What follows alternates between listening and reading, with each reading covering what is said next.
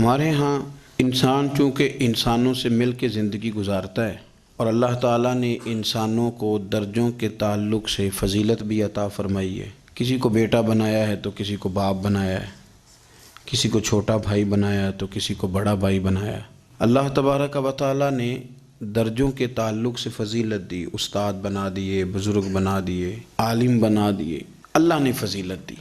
ایک فضیلت وہ ہے جو اللہ نے دی، اور کچھ خیال لوگوں کا اپنا ہے کہ مجھے فضیلت ملنی چاہیے، میرا اعزاز ہونا چاہیے۔ اس میں پھر یہ ہوتا ہے کہ ایک تو انسان اس ارادے کی بنیاد پر کمزور ہو جاتا ہے، ایسی حرکات بھی کر جاتا ہے جس پر اس کا دل اور اس کا ضمیر اسے ملامت کرتا ہے، لیکن اسے شہرت چاہیے ہوتی ہے، وہ بھاگتا پھرتا ہے۔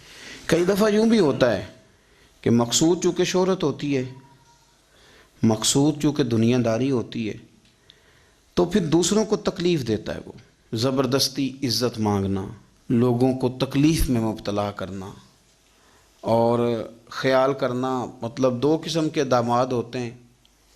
ایک داماد وہ ہوتا ہے جس کے بارے میں پتہ ہوتا ہے کہ پھڈا بہت زیادہ ڈالتا ہے، چائے بھی لیٹ ملے تو شور کرتا ہے۔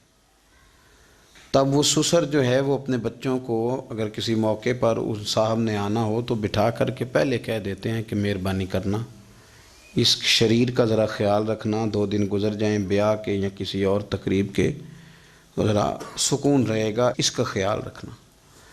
دوسرا جو ہے وہ نفیس آدمی ہے، اس کو کوئی پریشانی نہیں، اس کو پتہ ہے کہ روٹی گھر بھی ملتی ہے، یا میں مہمان آیا ہوں، تو اب اس کے رشتہ دار وہ کہہ رہے ہوتے ہیں کہ اس کی خیر ہے، یہ تکلیف نہیں دیتا۔ اب یہ جو صاحب ہیں یہ کہتے ہیں جناب میں نے ہر چیز کھینچ کے رکھی ہوئی ہے، میں جاتا ہوں تو سب کوئی سیدھا ہو جاتا ہے۔ وہ بھائی آپ کے شر سے بچ رہے ہیں لوگ، آپ جو اذیت دیتے ہیں اس سے بچ رہے ہیں، آپ کو عزت نہیں دے رہے۔ عزت تو وہ دوسرے کو مل رہی ہے جس کے بارے میں کہا جا رہا ہے کہ یہ اچھا آدمی ہے، یہ تکلیف نہیں دے رہا۔ تو ہم نے عزت کے حصول کے لیے، شہرت کے حصول کے لیے، اپنا آپ دکھانے کے لیے اپنے آپ کو کمزور کرنا شروع کر دیا۔ بہت ساری جگہوں پر یوں محسوس ہوتا ہے کہ یہ آدمی شاید منت کرے گا اور شاید یہ ہاتھ باندھے گا کہ مہربانی کرو میرا بھی نام لے لو کسی طریقے سے، اور بڑے بڑے لوگوں کو یہ بیماری لگ جاتی ہے۔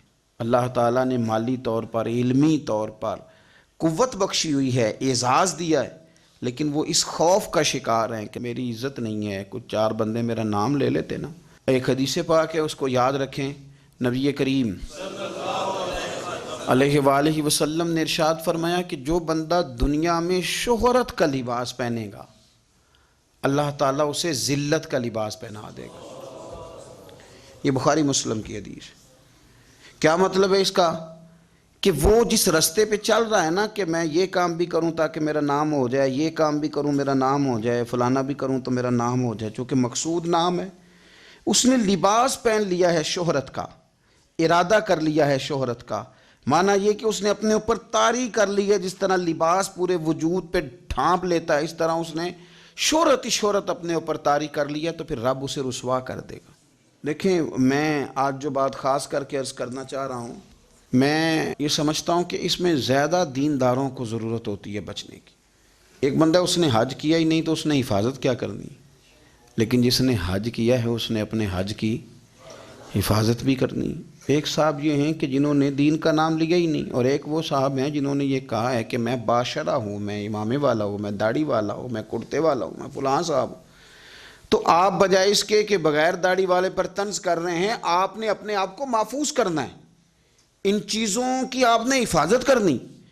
دیندار لوگوں کی تو اب ساری چیزیں اس طرح ہائی لائٹ ہونے لگی ہیں، دکھاوا ہونے لگا، یعنی دعا مانگ رہے ہیں تو فوٹو الگ ہے، نماز پڑھ رہے ہیں تو فوٹو الگ ہے، یعنی آنسو کسی شخص کے آ گئے، کسی شیخ کے، کسی پیر صاحب کے، تو وہ آنسوؤں پر فوکس کر کے لوگوں نے اس کو بھی بیچا میڈیا پہ، فلانا آدمی رو پڑا، فلانے آدمی نے رلا دیا۔ یہ تو اللہ کے ساتھ رشتہ ہے بندے کا۔ اب اس کو بھی فار سیل کریں گے، اس کو بھی۔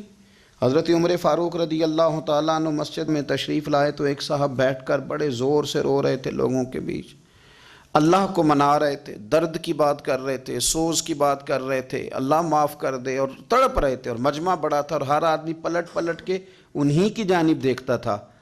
تو سیدنا فاروق اعظم رضی اللہ تعالیٰ عنہ نے آج جلال نہیں فرمایا، آج پیار فرمایا۔ اس کے قریب گئے، جب وہ فارغ ہو گیا اس کو تھپکی دی، فرمانے لگے یہ جو تم نے لوگوں کے بیچ بیٹھ کے کیا ہے نا، اور تیری داڑھی آنسوؤں سے بھر گئی ہے، یہ 2 قطرے آنسوؤں کے تو اکیلے میں بیٹھ کے بہا دیتا تو رب تیرے اوپر خاص رحمت کا نزول فرما دے۔ کچھ ضروری ہے کہ یہاں جو ہے تو نے بتانا ہے کہ میں بڑا مطلب عاشق رسول ہوں اور میں نے جناب بڑے آنسو بہائے ہیں نعت شریف پہ؟ آ جائے، رونا تو آ گیا، کنٹرول نہیں ہے، وہ تو آ گیا۔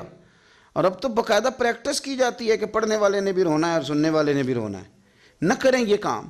اگر آپ کا مزاج دکھاوے کا بن جائے گا، آپ کی طبیعت دکھاوے کی بن جائے گی، ذہن دکھاوے کا بن جائے گا، پھر آپ تنگ ہوں گے۔